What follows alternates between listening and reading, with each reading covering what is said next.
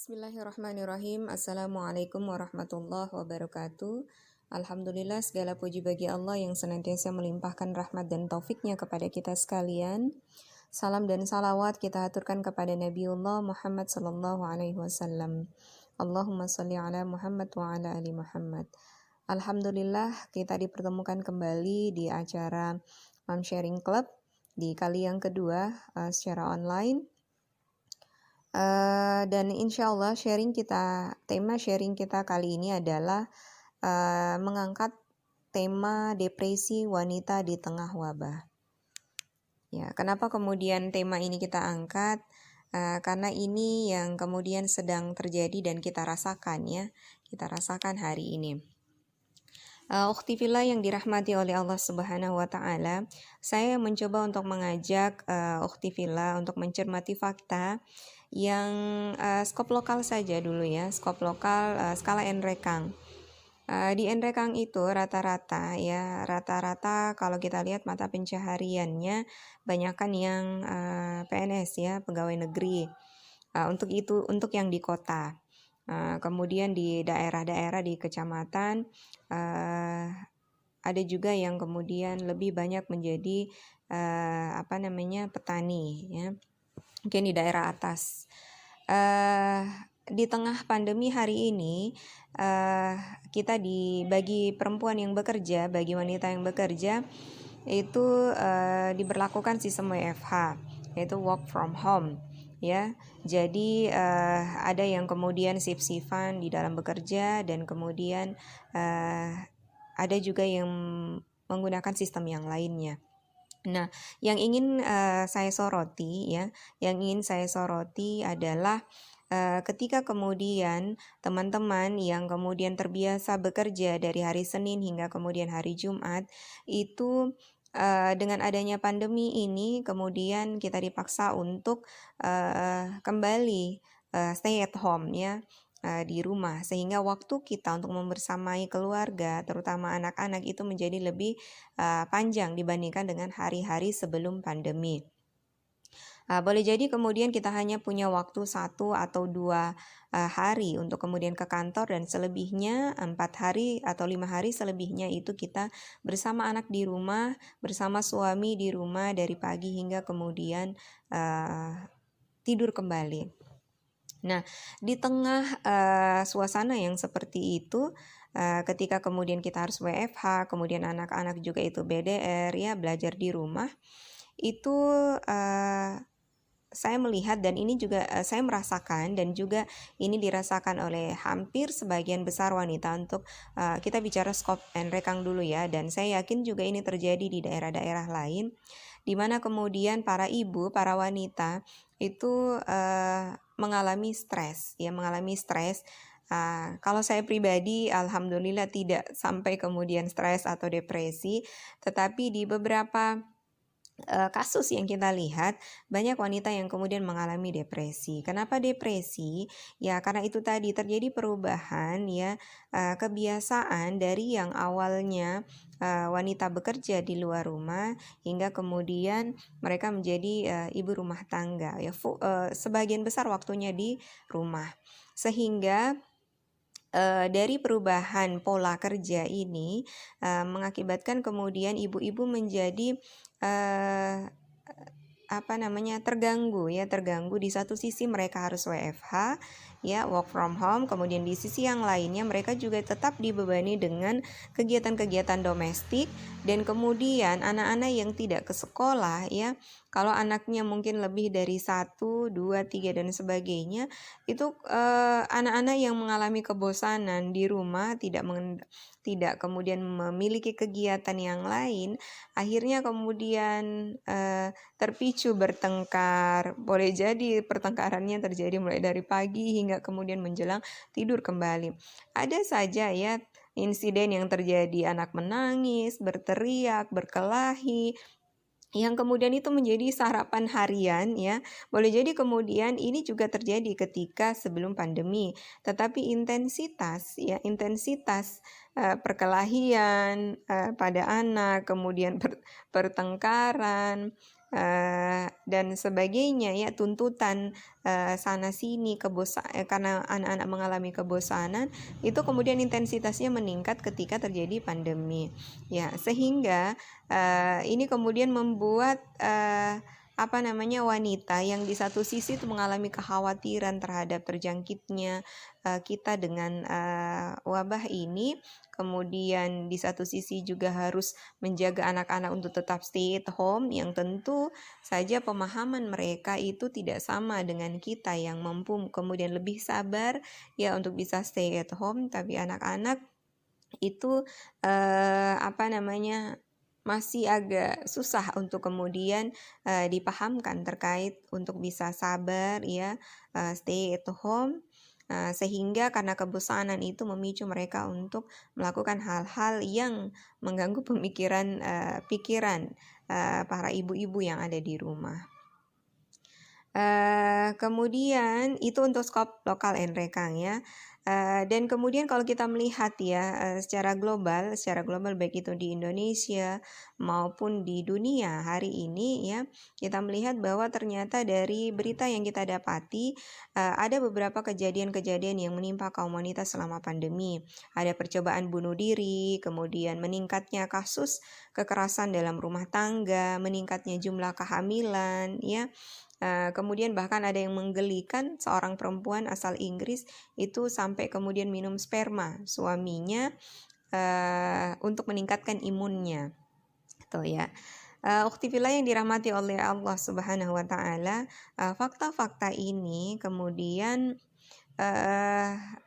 membuat kita itu jadi berpikir ya, kenapa kemudian bisa terjadi seperti ini ya. Kalau kita melihat bahwa potret kehidupan wanita di tengah pandemi ini, seperti meningkatnya kasus kekerasan dalam rumah tangga, itu di sebagian kasus itu terjadi karena para suami yang terkena PHK ataukah kemudian WFH itu menjadi terputus ya, yang kena PHK ini maksud saya, itu terputus mata pencahariannya, sehingga itu menjadi beban bagi mereka memikirkan dari mana mendapatkan penghasilan untuk menghidupi anak dan istrinya. Nah, dari tekanan sosial dan ekonomi itu, akhirnya kemudian suami menjadi lebih rentan marah ya. Hanya karena persoalan mungkin anak yang menangis seharian ya, istri yang kemudian minta uang untuk kemudian beli keperluan dapur, itu bisa saja kemudian memicu depresi bagi laki-laki yang kemudian membuat mereka bisa bertindak kasar kepada anak dan istrinya. Nah, istri yang kemudian mendapatkan perlakuan kasar dari suami karena depresi juga menghadapi anak-anak dan tekanan ekonomi di dalam rumah, di samping kekhawatiran terhadap terjangkitnya wabah ya, akhirnya kemudian juga mengalami depresi dan itu dilampiaskan kepada anak-anaknya. Itu ya, jadi itu potret yang kita lihat yang menimpa kaum wanita di tengah pandemi. Nah, saya ingin mengajak Uktifila sekalian untuk berpikir lebih jauh lagi bagaimana potret kehidupan para wanita sebelum pandemi. Ya, karena ini ada kaitannya yang sangat erat ya. Di mana kehidupan para wanita sebelum pandemi yang saya sebutkan bahwa kehidupan wanita di tengah kehidupan sistem sekuler hari ini, sebuah sistem yang kemudian menjauhkan kita dari ajaran-ajaran Islam ya, aturan-aturan Islam yang diterapkan untuk masyarakat, ini bertambah runyam lagi ketika terjadi pandemi.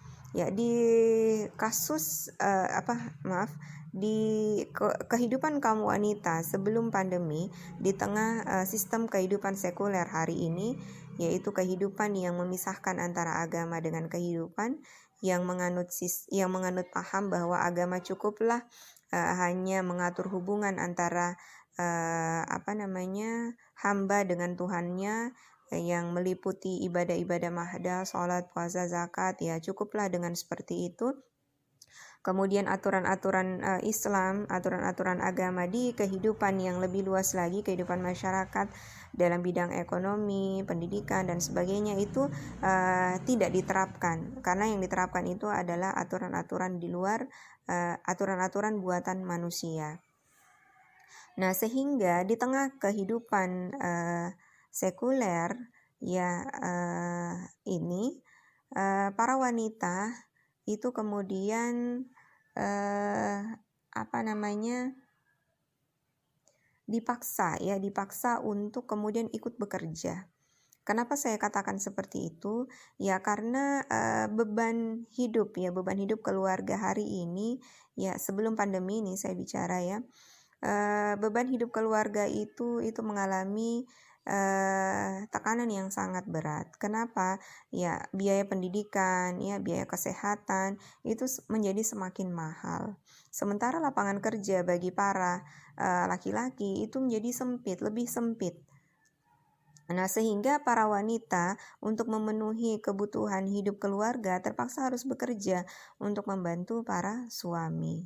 Nah, kalau kita lihat ya, lapangan kerja untuk wanita itu justru lebih besar dibandingkan dengan kaum laki-laki. Walaupun yang kita lihat level pekerjaan yang terbuka bagi wanita ya lebih rendah dibandingkan dengan laki-laki. Semisal pekerjaan-pekerjaan sebagai sales, pekerjaan-pekerjaan sebagai pembantu rumah tangga itu banyak terbuka bagi para wanita. Nah, ukhti fillah yang dirahmati oleh Allah Subhanahu wa taala, dengan adanya tuntutan untuk para wanita itu bekerja untuk membantu kehidupan keluarganya, lalu kemudian di satu sisi marak sekali kita lihat program-program yang digencarkan oleh pemerintah, yaitu berupa program pemberdayaan perempuan. Ya, di sini kita melihat bahwa ada sesuatu yang ingin dibidik di sini ya. Yaitu ada program yang berupaya untuk kemudian menarik perempuan keluar dari rumahnya, yang meninggalkan rumah-rumah mereka untuk kemudian bekerja di luar ya, dengan alasan bahwa emansipasi wanita itu. Kemudian di sisi yang lain, ketika perempuan sudah mulai bekerja mendapatkan penghasilan sendiri dan kemudian mengenal kehidupan glamor di luar sana ya, akhirnya kemudian yang awalnya tadi niatnya perempuan itu ingin bekerja karena untuk membantu suami, akhirnya bergeser menjadi dia bekerja untuk eksistensi dirinya.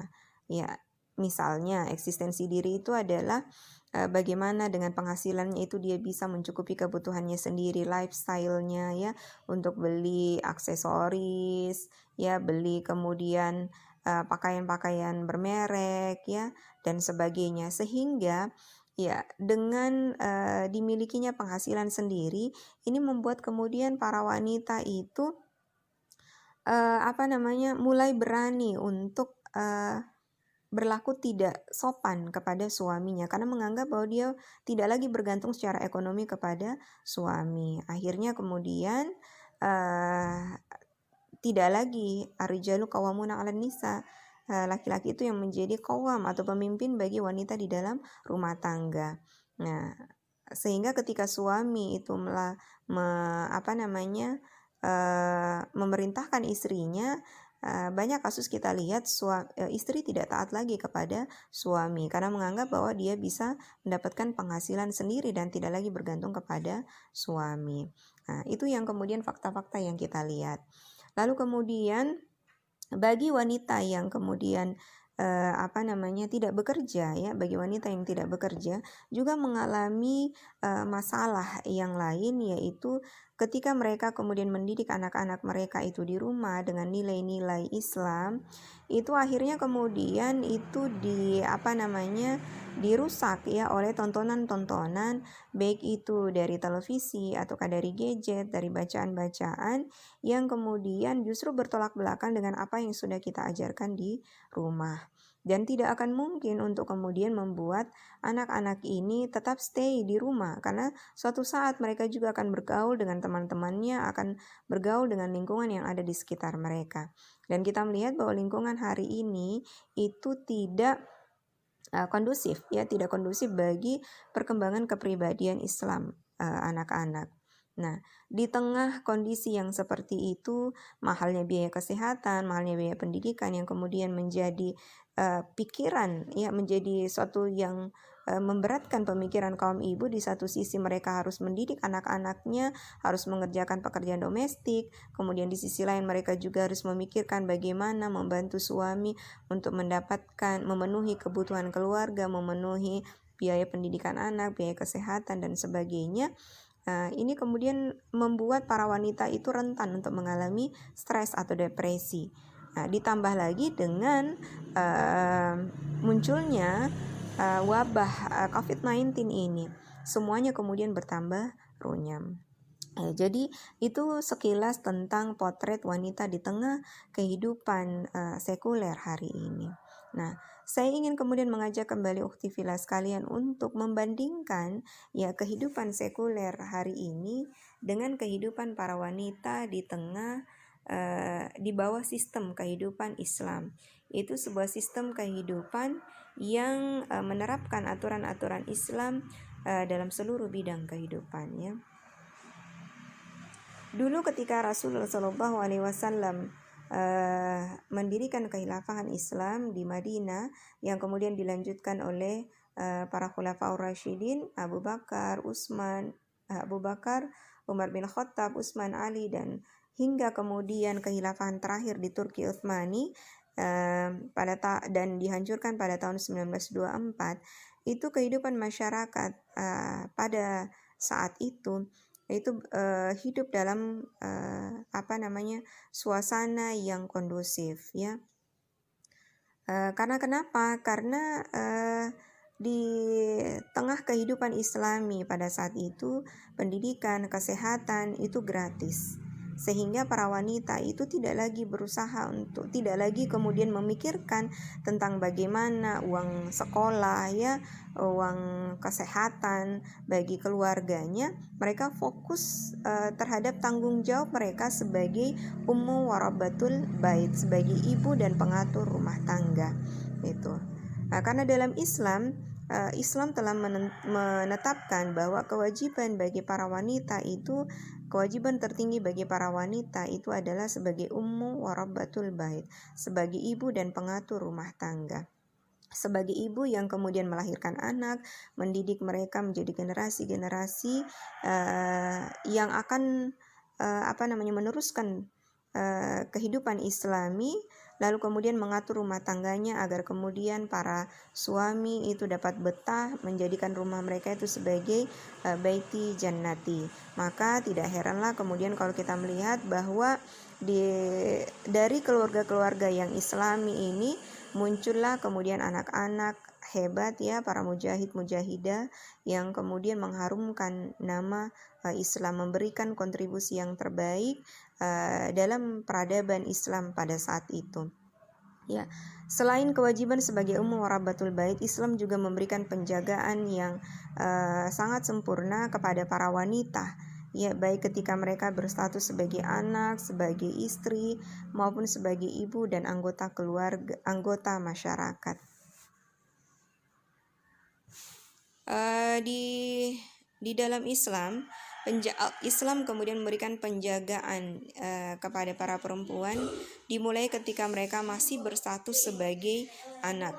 Di dalam hadis Rasulullah SAW yang diriwayatkan oleh Ahmad, dikatakan bahwa siapapun yang memiliki seorang anak perempuan yang lahir untuknya dan dia tidak menguburkannya atau menghinanya dan tidak memanjakan anak laki-lakinya melebihi anak perempuannya, maka Allah akan mengizinkan dia untuk memasuki jannah karena anak perempuannya. Nah, jika kemudian anak perempuan itu tumbuh dewasa, dia kemudian akan dijaga dan dirawat oleh pengasuhan penjaganya, yaitu ayahnya. Dan ketika dia sudah berumah tangga, maka dia akan dijaga oleh suaminya. Dan perintah di dalam Islam terhadap para suami ini kita dapati di dalam Quran Surah An-Nisa ayat 19 yang artinya, dan hiduplah bersama mereka di dalam kebaikan. Nah, juga dalam hadis riwayat Ibnu Majah, Rasulullah bersabda, bertindak baiklah terhadap para perempuan. Nabi SAW juga menyerukan kepada para suami untuk bersikap ofensif terhadap istri mereka dan mengabaikan kekurangannya serta menghargai kebaikannya. Sebagaimana hadis riwayat Muslim, seorang mukmin tidak boleh membenci perempuan mukminah, istrinya jika ia tidak menyukai darinya salah satu perilakunya, maka dia menyukai darinya perilakunya yang lain. Maka di sepanjang sejarah peradaban Islam kita temui banyak sekali tokoh-tokoh wanita yang begitu menakjubkan, baik dari sisi keilmuan, akhlak, kerelaan berkorban, hingga piawai dalam urusan politik dan perang. Nah, dan juga seperti yang saya sampaikan tadi, lahir dari rahim mereka para generasi emas dalam jumlah yang sangat melimpah. Nah, uktibillah yang dirahmati oleh Allah, jadi bahasan kita tentang depresi yang dialami oleh wanita di tengah pandemi ini ternyata tidak hanya selama pandemi, tetapi sebelum pandemi depresi yang dialami wanita juga itu terjadi, dan ini bertambah ketika terjadi pandemi. Jadi ini kemudian memaparkan kepada kita, ingin membuka cakrawala berpikir para wanita bahwa apa yang kita alami hari ini ya, wanita-wanita yang depresi hari ini ditambah lagi dengan tidak adanya atau kurangnya iman, kurangnya asupan-asupan thaqafah, ilmu-ilmu Islam yang kita miliki, membuat kemudian para wanita itu sangat rentan terhadap stres dan depresi. Dan ini merupakan suatu hal yang sangat buruk bagi kejiwaan para wanita, karena dia harus membersamai anak-anaknya untuk kemudian tumbuh dan berkembang dengan lebih baik. Bagaimana jadinya ketika anak-anak itu diasuh oleh para wanita yang kemudian rentan stres? Tentu ini akan memberikan efek psikologis kepada para anak-anak. Jadi sharing kita ini mungkin agak berbeda dibandingkan sebelumnya yang berbicara lebih kepada teknis bagaimana mendidik anak-anak dan sebagainya. Tetapi saya ingin mengajak kepada ukhti fillah sekalian untuk kemudian membuka wacana kita lebih jauh lagi, untuk kemudian melihat akar permasalahan yang sebenarnya yang menimpa para wanita hari ini. Nah, demikian sharing saya, dan insya Allah kita lanjutkan